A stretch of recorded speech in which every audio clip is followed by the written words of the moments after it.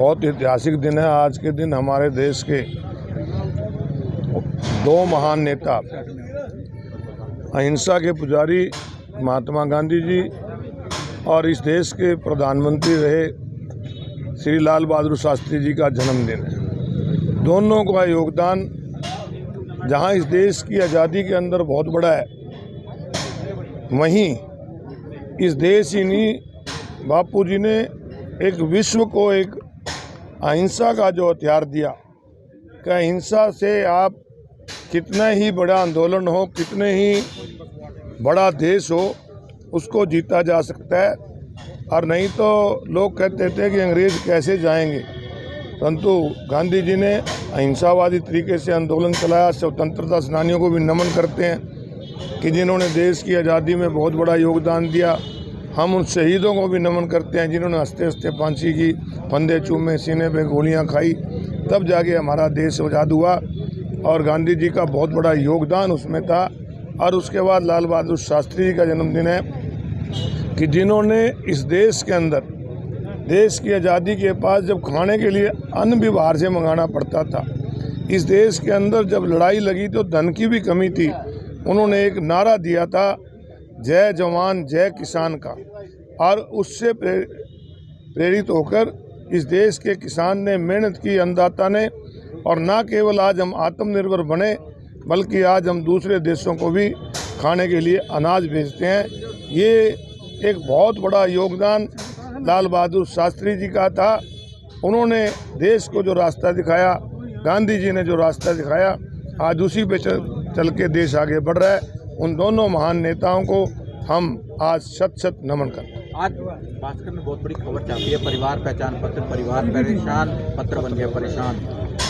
देखिए, इसको एक बार नहीं, कई बार हमने आपको बताया कि किस प्रकार हरियाणा प्रदेश की सरकार के 100 करोड़ से ऊपर लग गए, और अब तक भी जो परिवार पहचान पत्र है वो 90% उसमें कमियां पाई गई हैं। ये 100 करोड़ तो लगे हैं सरकार के, परंतु लोगों को जो दिक्कत हुई, लोगों ने जो भ्रष्ट तरीके से अधिकारियों ने, कर्मचारियों ने पैसे खाए, उसकी अगर गिनती करें तो कई हजार करोड़ की बनेगी।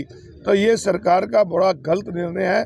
सरकार को स्वयं इसको ठीक करना चाहिए था, परंतु ये पहचान पत्र, ये जो आज पोर्टल, ये लोगों को परेशानी का कारण है।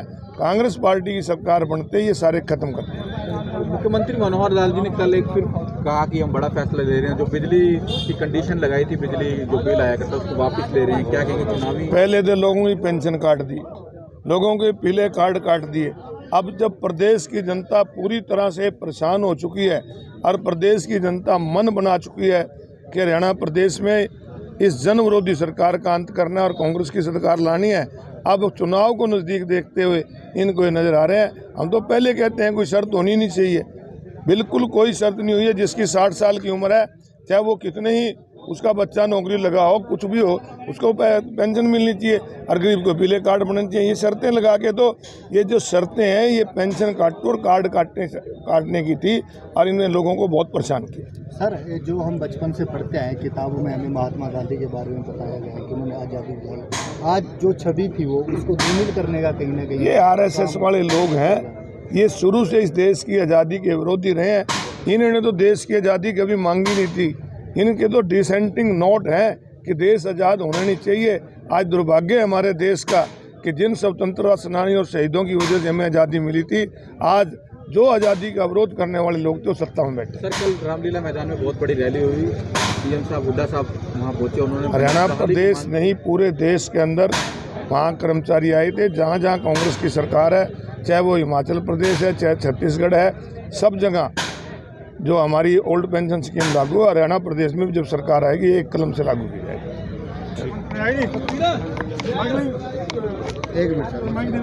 राष्ट्रपिता महात्मा गांधी जी की 164वीं जयंती है, और आज इस देश की आज़ादी में राष्ट्रपिता महात्मा गांधी जी का बहुत बड़ा योगदान था।